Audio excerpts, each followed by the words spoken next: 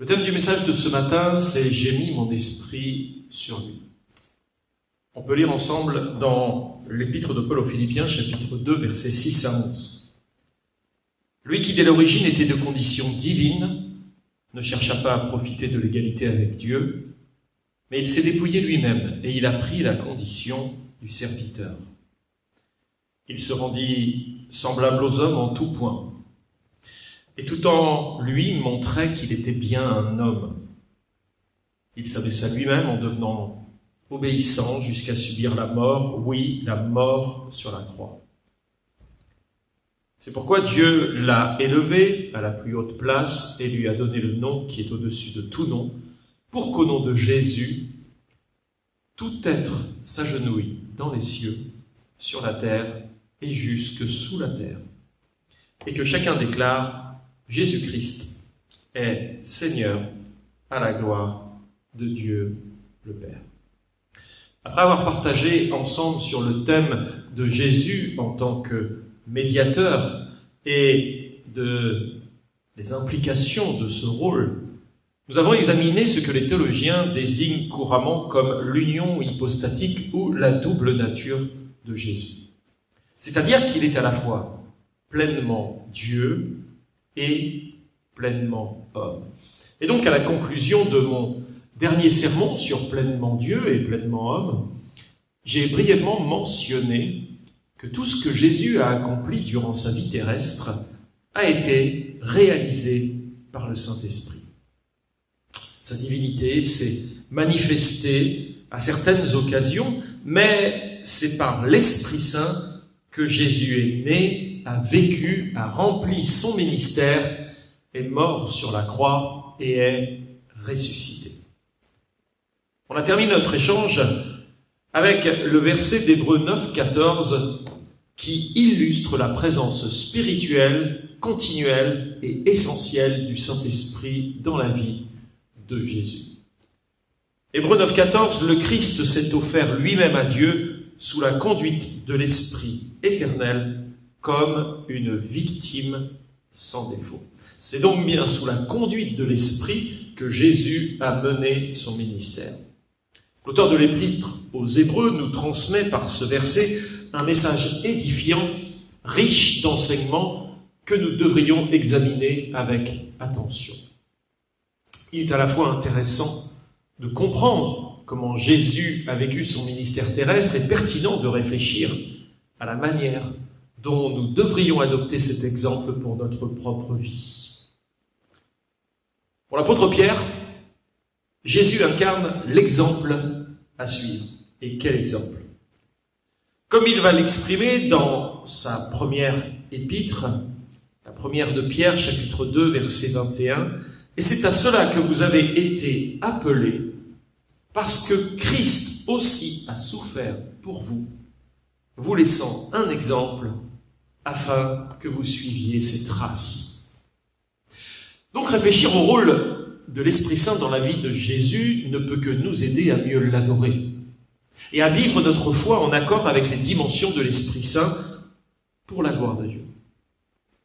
C'est pourquoi je souhaite aujourd'hui aborder avec vous la messianité de Jésus, car contempler Jésus en rapport de sa messianité est essentiel. Essentiel pour notre foi, nous permettant de percevoir sa vie sous un angle qui est souvent négligé. La Bible désigne Jésus comme Messie, car lire Jésus-Christ équivaut à reconnaître que Jésus est le Messie. Le terme Christ dérivé du grec Christos est la version grecque des mots araméens Meshia et hébreu Machia, signifiant oint. Si l'Ancien Testament annonce la venue du Messie, le Nouveau Testament nous révèle que ce Messie n'est autre que Jésus de Nazareth. La lecture de la Bible montre quel a été l'espoir messianique au sein du peuple juif. En effet, ce peuple attendait et attend encore un Messie répondant à des critères spécifiques basés sur les prophéties de l'Ancien Testament. Quels étaient ces critères? Il devait être un Hébreu. Ésaïe chapitre 9, verset 6. Né à Bethléem. Livre du prophète Michée, chapitre 5, verset 2. né à Bethléem d'une vierge. Ésaïe chapitre 7, verset 14. Un prophète semblable à Moïse, Deutéronome chapitre 18, verset 18. Un sacrificateur, selon l'ordre de Melchisédek, psaume 110, verset 4. Un roi, Ésaïe chapitre 11, verset 1 à 4. Il devait être aussi fils de David. Matthieu chapitre 22, verset 42. Il devait souffrir avant de rentrer dans sa gloire. Et là, il s'agit du livre du prophète Ésaïe au chapitre 53, tout le chapitre. Au-delà des annonces prophétiques de l'Ancien Testament, reconnaître Jésus en tant que Messie implique de comprendre le rôle de l'Esprit Saint dans sa vie. Pour commencer, observons les passages du livre du prophète Ésaïe qui définissent le Messie comme celui qui recevra l'effusion du Saint-Esprit pour accomplir sa mission. On peut regarder dans Ésaïe, chapitre 11, verset 2, en premier, « L'Esprit de l'Éternel reposera sur lui, esprit de sagesse et d'intelligence, esprit de conseil et de force, esprit de connaissance et de crainte de l'Éternel. » Un deuxième passage, Ésaïe, chapitre 42, verset 1er, « Voici mon serviteur que je soutiendrai, mon élu, en qui mon âme prend plaisir. J'ai mis mon esprit sur lui, il annoncera la justice aux nations. » Enfin, un dernier passage dans Ésaïe au chapitre 61, verset 1er au verset 3, « L'Esprit du Seigneur l'Éternel est sur moi, car l'Éternel m'a oint pour porter de bonnes nouvelles aux malheureux. Il m'a envoyé pour guérir ceux qui ont le cœur brisé, pour proclamer aux captifs la liberté et aux prisonniers la délivrance, pour publier une année de grâce de l'Éternel et un jour de vengeance de notre Dieu, pour consoler tous les affligés, pour accorder aux affligés de Sion, pour leur donner un diadème au lieu de la cendre, une huile de joie au lieu du deuil, un vêtement de louange au lieu d'un esprit abattu. » Ces proclamations prophétiques d'Ésaïe, parmi d'autres, mettent en lumière le lien entre le Messie et l'Esprit Saint, qui est le moyen par lequel il accomplira sa mission. C'est par le Saint-Esprit que Jésus va accomplir sa mission, son ministère. Les références au Saint-Esprit dans la vie de Jésus sont si nombreuses qu'il serait illogique de considérer qu'il n'a pas joué un rôle fondamental dans son existence. Remettre le Saint-Esprit à la bonne place et à sa juste dimension dans la vie de Jésus, c'est permettre aux chrétiens, aux chrétiennes de réaliser que tous les miracles dont les évangiles témoignent au sujet de Jésus n'étaient pas essentiellement dus au fait qu'il est pleinement Dieu. Redonner au Saint-Esprit sa place dans la vie et le ministère terrestre de Jésus n'amoindrit en rien la divinité de Jésus, mais éclaire plutôt l'importance de considérer sa vie comme celle d'un vrai humain, de la conception dans le sein de la Vierge jusqu'à la gloire éternelle, jusqu'à sa gloire, le moment où Jésus a été glorifié. En Jésus, nous voyons le témoignage d'une existence marquée par la plénitude du Saint-Esprit, une obéissance totale à la volonté divine. Et notre appréciation de la vie de Jésus et de sa gloire est directement liée à notre compréhension de sa véritable humanité et de l'onction de l'Esprit qui reposait sur lui. Jésus-Christ est le Sauveur oint de l'Esprit. On peut se poser la question du rôle du Saint-Esprit dans la vie de Jésus. Jésus avait-il nécessairement besoin du Saint-Esprit ? Pour aborder cette question, il est essentiel de considérer brièvement la vie de Jésus sous l'angle du Saint-Esprit en relation avec l'incarnation. Le premier point de notre message de ce matin, le Saint-Esprit dans le miracle de l'incarnation. Dans l'évangile de Luc, chapitre 1er, verset 35, l'ange Gabriel se rend auprès de Marie, cette jeune vierge, pour lui révéler que, nous faisons la lecture, le Saint-Esprit viendra sur toi et la puissance du Très-Haut te couvrira de son ombre. C'est pourquoi le Saint-Enfant qui naîtra de toi sera appelé Fils de Dieu. Ce passage de l'évangile de Luc nous montre l'accomplissement prophétique d'Ésaïe, chapitre 7, verset 14, qui déclare « C'est pourquoi le Seigneur lui-même vous donnera un signe. » Quel est ce signe? La jeune fille deviendra enceinte, elle enfantera un fils, et elle lui donnera le nom d'Emmanuel, ce qui veut dire Dieu avec nous. Comme l'affirment les théologiens, il est évident ici que le Saint-Esprit est l'agent divin immédiat ayant rendu l'incarnation réalisable. De plus, le Saint-Esprit agit selon la volonté du Père en créant un corps pour son Fils afin de permettre l'incarnation. Lisons l'Épître aux Hébreux au chapitre 10, verset 5 au verset 7. C'est pourquoi le Christ est venu dans ce monde. Lors de son entrée, il a dit, ces paroles par lesquelles le prophète nous révèle ses dispositions intérieures. Tu n'as voulu ni sacrifice, ni offrande, mais tu as préparé pour moi un corps. Tu n'as pris plaisir ni aux holocaustes, ni aux sacrifices pour le péché. Alors j'ai dit, me voici, ô mon Dieu, pour faire ta volonté et accomplir ce qui est écrit à mon sujet dans le rouleau du livre, car c'est bien de moi qu'il s'agit dans l'Écriture. Ainsi, avec la conception de Jésus par le Saint-Esprit lors de l'incarnation, nous devons réfléchir à ce que nous appelons souvent une nouvelle création. Qu'est-ce que la nouvelle création? Lorsque les chrétiens évoquent cette terminologie de nouvelle création, ils se réfèrent immédiatement à la régénération produite par le Saint-Esprit au moment de la nouvelle naissance. Et l'un des versets bibliques que nous utilisons couramment pour soutenir cela, c'est la deuxième épître aux Corinthiens, au chapitre 5 et au verset 17, où l'apôtre Paul écrit « Si quelqu'un est en Christ, il est une nouvelle créature, les choses anciennes sont passées, voici toutes choses sont devenues nouvelles. » Cependant, en prémisse de cette nouvelle naissance, il est essentiel d'examiner en Jésus homme, ce que représente cette nouvelle création réalisée en Christ lors de l'incarnation. À ce moment précis, le Fils de Dieu incarne pleinement cette nouvelle création, tant sur le plan physique que spirituel, faisant de lui le nouvel Adam.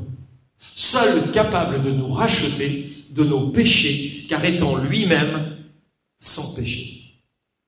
De plus, en Hébreux 10, il est exprimé que Dieu n'était pas satisfait des sacrifices, des offrandes de l'ancienne alliance, bien qu'ils aient été établis par lui-même. Ces sacrifices n'ont jamais eu pour objectif ultime la justification de nos vies par rapport au péché. Ils n'étaient pas destinés à éradiquer le péché, mais simplement à le recouvrir en attendant le pardon divin découlant de la croix et donc le sacrifice parfait de Jésus-Christ. Seul sacrifice qui peut pardonner nos péchés. Ils étaient surtout là pour annoncer l'agneau de Dieu, ces sacrifices, qui porterait le péché du monde, et dont le sacrifice sur la croix allait pleinement expier les fautes de ceux que Dieu a appelés à lui. Ainsi, lors de l'incarnation de Jésus, le Saint-Esprit agit à travers l'humanité de Marie, pour engendrer une véritable nature humaine en la personne du Fils de Dieu, garantissant ainsi que le Fils conserve perpétuellement son identité de Dieu homme. À ce propos, Mark Jones va dire « L'œuvre du Saint-Esprit était absolument nécessaire afin que la nature humaine de Jésus soit issue de Marie sans le moindre soupçon de péché, ce qui aurait été impossible si le Fils avait pris pour lui-même une humanité qui était le fruit naturel d'une union sexuelle entre Marie et Joseph. » Continuons un peu. En poursuivant la vie de Jésus, nous atteignons le moment de son baptême. C'est le deuxième point de notre message de ce matin. Bien que les Écritures ne nous offrent pas une riche quantité d'informations sur la vie de Jésus avant le début de son ministère public, nous savons que son enfance lui a permis de s'appliquer à l'étude et à la prière. Mais au moment fixé par Dieu, Jésus a entamé son ministère en se rendant auprès de Jean-Baptiste pour qu'il le baptise dans le Jourdain. À ce moment, Fort en signification, Jésus a été baptisé et oint en vue de son ministère public de manière réellement remarquable. Alors qu'il sortait de l'eau, le Saint-Esprit est descendu sur lui tel une colombe, et a été répandu sur lui pour valider son ministère, l'oindre en tant que prophète, prêtre, roi, et le fortifier pour les combats à venir qu'il allait mener. Dans l'évangile de Marc, chapitre 1er, verset 11, nous constatons la Trinité réunie au moment où le Père s'exprime au sujet de son Fils, tandis que l'Esprit vient pour l'oindre. Marc, chapitre 1er, verset 11, « Tu es mon Fils bien-aimé », c'est le Père qui parle à Jésus, « En toi j'ai mis toute mon affection ». Ici, le Père a conféré l'Esprit sans mesure à son Fils, comme le souligne l'évangile de Jean, chapitre 3, verset 34. « Car celui que Dieu a envoyé dit les paroles de Dieu, parce que Dieu ne lui donne pas l'Esprit avec mesure. » L'Esprit a été donné à Jésus. Il est le nouvel Adam qui est dans la plénitude de l'Esprit, véritablement rempli de l'Esprit. Et quelle beauté de voir comment le Père a oint son Fils. Comme une huile sacrée déversée sur Jésus, le Saint-Esprit l'a entouré et a imprégné toute son existence d'une manière nouvelle et puissante pour l'assister et le préparer pour son ministère. Abraham Kuyper a écrit que Jésus avait de plus en plus besoin des dons du Saint-Esprit pour permettre à sa nature affaiblie d'être un instrument dans l'accomplissement de son divin plan. Et finalement, pour transformer sa nature affaiblie, non pas par la régénération, mais plutôt par la résurrection en une nature glorieuse, dépouillée des dernières traces de faiblesse et préparée pour dévoiler sa plus grande gloire. En considérant une telle affirmation, fondée sur les Écritures, nous pouvons affirmer sans réserve que Jésus est l'homme de l'Esprit par excellence. Il est le oint de Dieu, le vrai Messie. Et par cette onction, il obtient le triple rôle de prophète, prêtre ou sacrificateur et roi, pour accomplir pleinement sa mission de médiateur, mais aussi pour attester de sa messianité.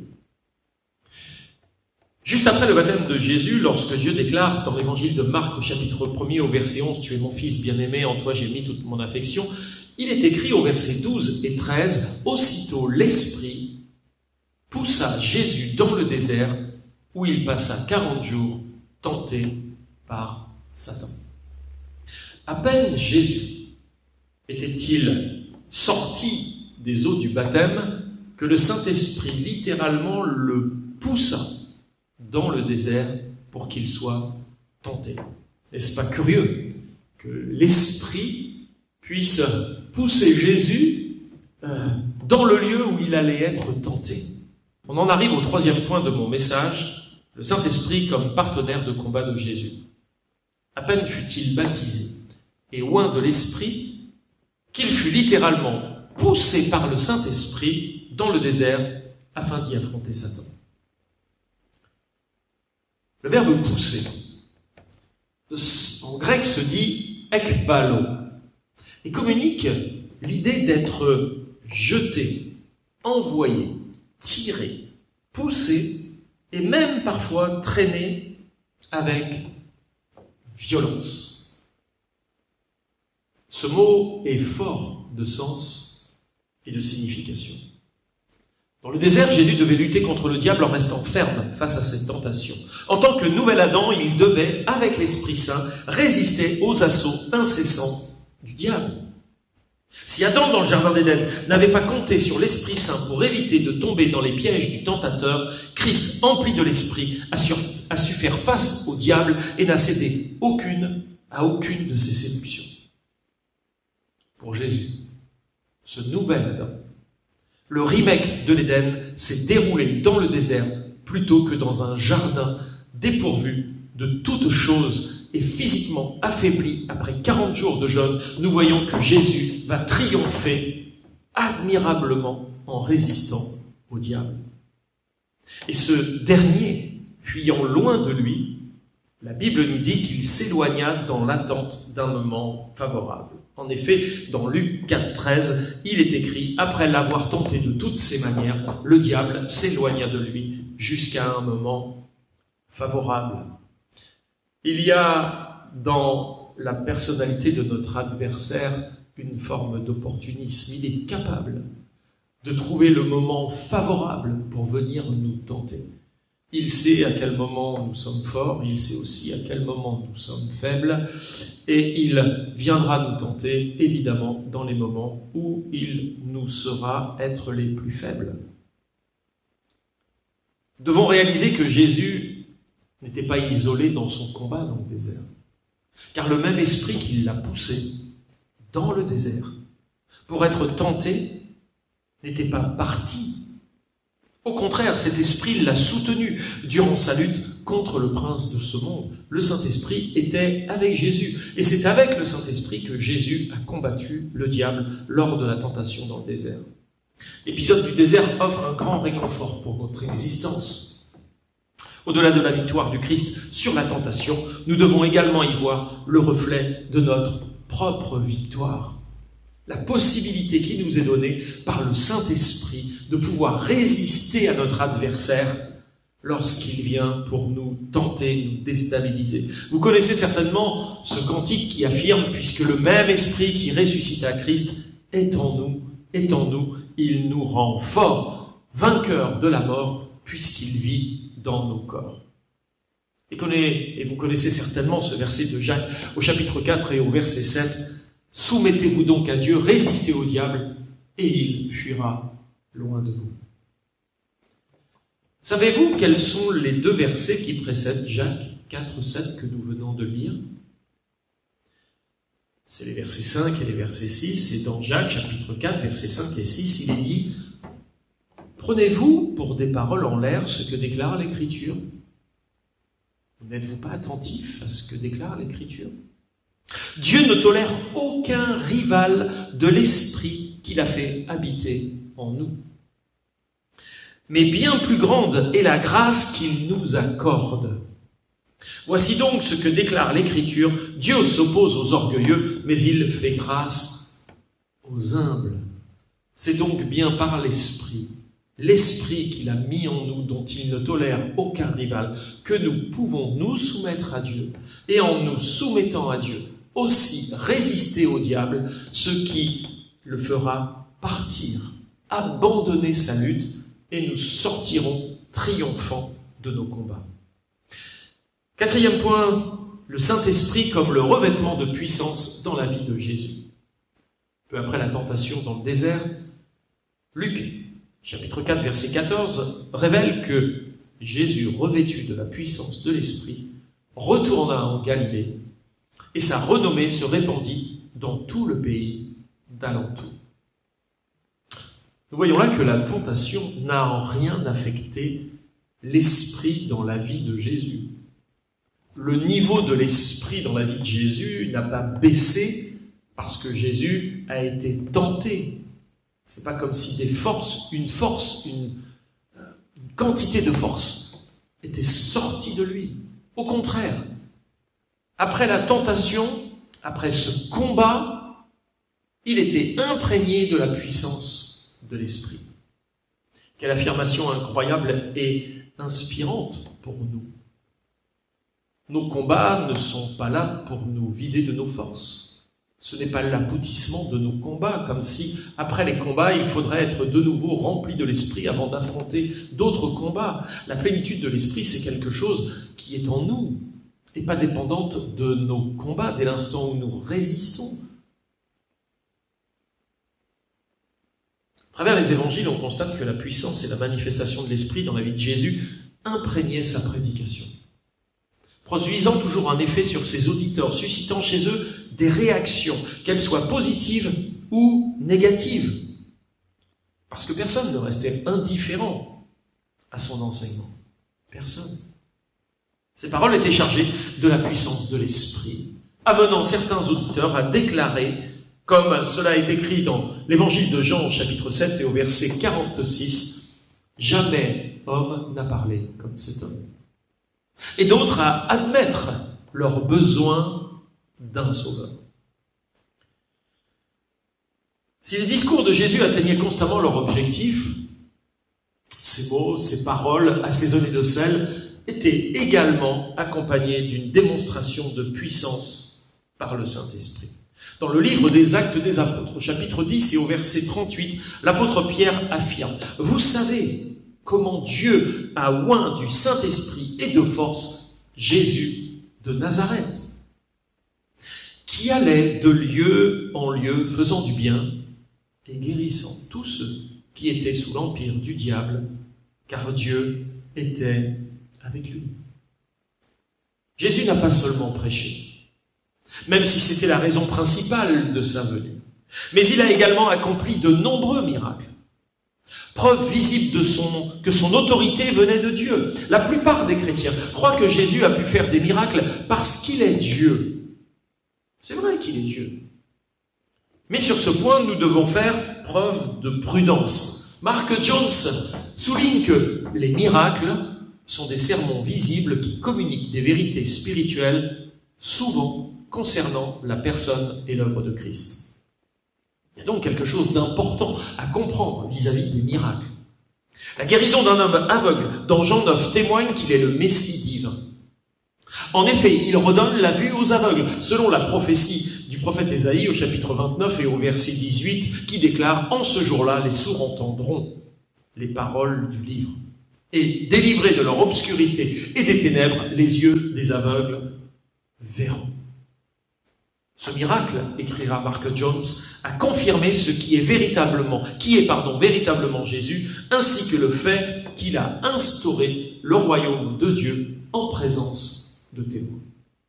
Ainsi, dans chaque miracle accompli par Jésus, le Saint-Esprit était le vecteur par lequel il se réalisait. C'est par le Saint-Esprit que Jésus accomplissait les miracles qu'il a accomplis durant son ministère. C'est par le Saint-Esprit que Jésus prêchait, c'est par le Saint-Esprit qu'il pria pour les malades, c'est par le Saint-Esprit que les miracles se produisaient. Quantité de miracles que Jésus a réalisés témoignaient également de son identité divine. Ils étaient évidemment la preuve de son statut de Messie, c'est-à-dire celui qui a reçu l'Esprit sans mesure. Et c'est pour cette raison que Jésus pouvait, par le Saint-Esprit, expulser les démons sur lesquels il avait pleine autorité, marcher sur l'eau, multiplier les pains, transformer l'eau en vin et être transfiguré devant les regards émerveillés de Pierre, Jacques et Jean. Si le Christ a effectué des miracles, c'est parce que le Saint-Esprit lui en a conféré la capacité nécessaire.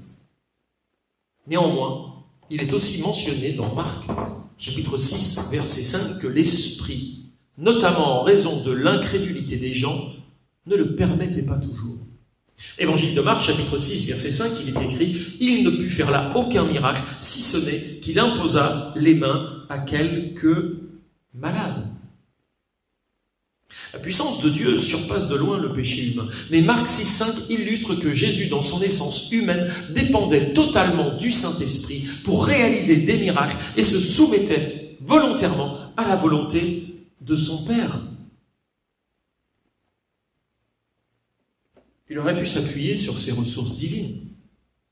Mais il a choisi de se conformer à la volonté du Père, qui lui donnait l'Esprit selon ses besoins. Il s'est donc abaissé en devenant semblable aux hommes, en renonçant à la pleine jouissance de sa divinité, tandis qu'il s'appuyait sur l'Esprit durant son ministère. Observer la dimension de l'Esprit dans la vie de Jésus devrait nous apporter un profond réconfort et nous inciter à surmonter toute forme de médiocrité, et je dirais même de léthargie spirituelle. Découvrons maintenant le 5e point, le Saint-Esprit à la croix et à la résurrection. Pour Jésus, la croix a représenté un moment terrible, mêlant humiliation, souffrance et abandon du Père. Comme le souligne d'ailleurs l'Épître aux Hébreux, c'est toujours par le Saint-Esprit que Christ s'est offert. Hébreux chapitre 9, verset 14. Christ qui, par l'Esprit éternel, s'est offert lui-même sans tache à Dieu. C'est encore par l'Esprit que Christ s'est offert à la croix. Personne n'a pris la vie de Jésus. Il s'est offert de lui-même, comme indiqué dans Jean chapitre 10, verset 18. Et c'est également par la force du Saint-Esprit que le Seigneur s'est offert. Jean chapitre 10, verset 18 affirme que personne ne me l'ôte en parlant de sa vie. Mais je la donne de moi-même, et j'ai le pouvoir de la donner, j'ai le pouvoir de la reprendre, tel est l'ordre que j'ai reçu de mon Père. Cependant, l'action du Saint-Esprit dans la vie de Jésus ne s'est pas arrêtée là. Tout comme elle ne s'arrête pas avec notre mort. Le même esprit qui a façonné la nature humaine de Jésus a également été à l'origine de la résurrection de son corps glorifié. Ainsi, Jésus a été ressuscité par le Saint-Esprit. Paul témoigne en rédigeant Romains 8, 11, « Et si l'esprit de celui qui a ressuscité Jésus d'entre les morts habite en vous, celui qui a ressuscité Christ d'entre les morts rendra aussi la vie à vos corps mortels par son esprit qui habite en vous. » Le même esprit qui a ressuscité Christ est le même esprit qui nous ressuscitera à la vie éternelle.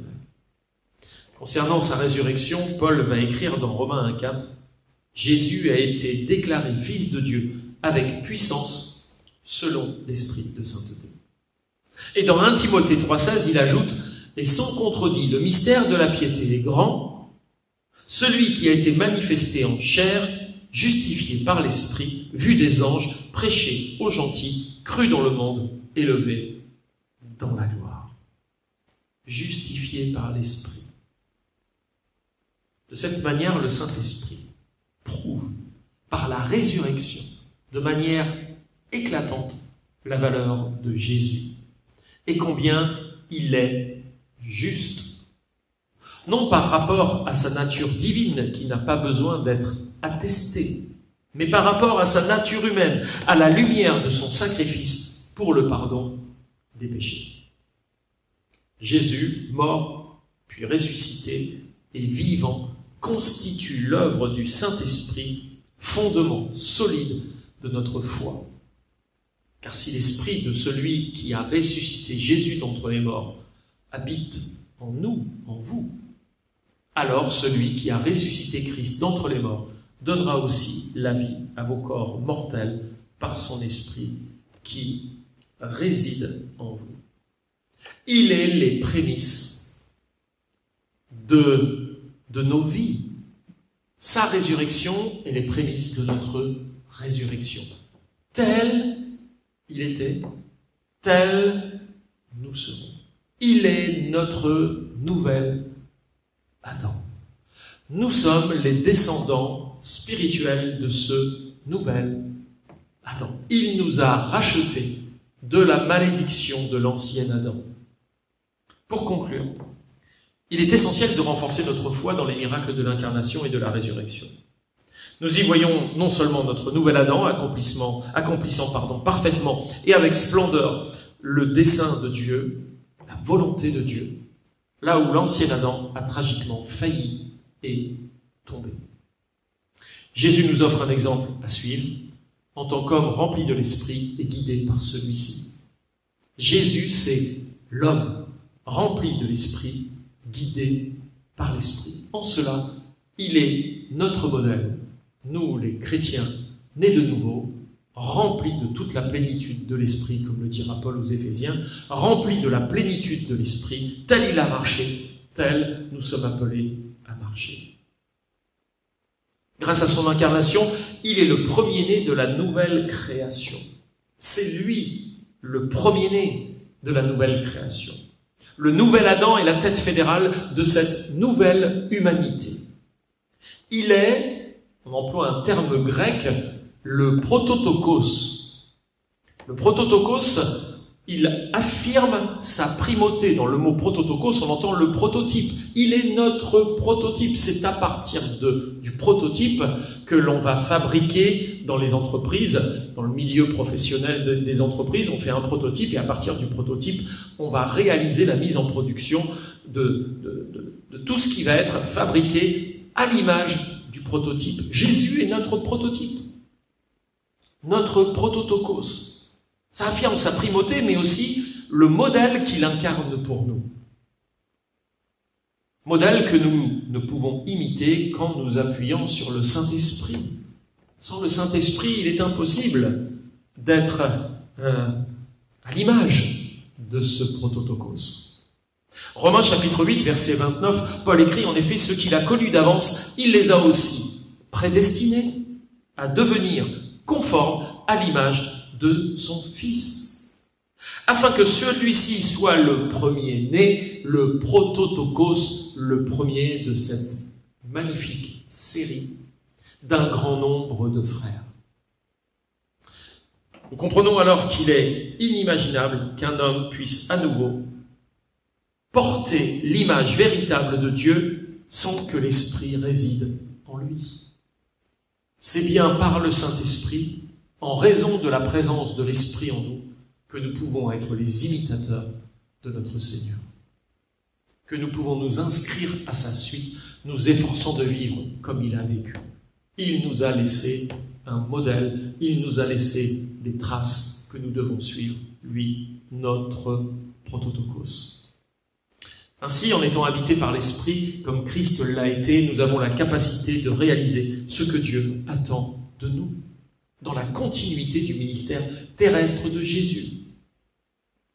De plus, lorsque nous réfléchissons à l'obéissance du Christ et à l'expression des fruits de l'Esprit dans sa vie, alors nous sommes invités à réfléchir sur nos propres vies par rapport à la sienne. C'est en rapport de lui que nous devons réfléchir sur nos propres vies.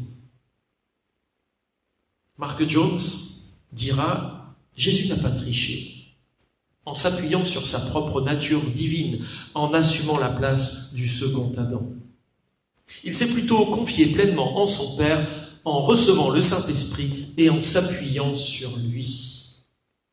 Jésus n'a jamais exploité sa divinité, ni dans sa vie, ni dans son ministère, et cela nous rend encore plus reconnaissants pour ce qu'il a accompli en tant que dernier Adam, en dépendant de l'Esprit.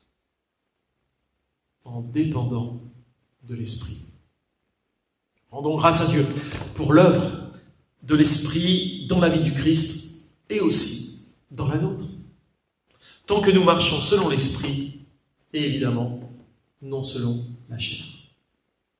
Alors, pour terminer, reconnaissons que l'objectif du Saint-Esprit est constamment de glorifier Christ en nous et à travers nous, en nous rendant de plus en plus semblables à notre Sauveur. Amen.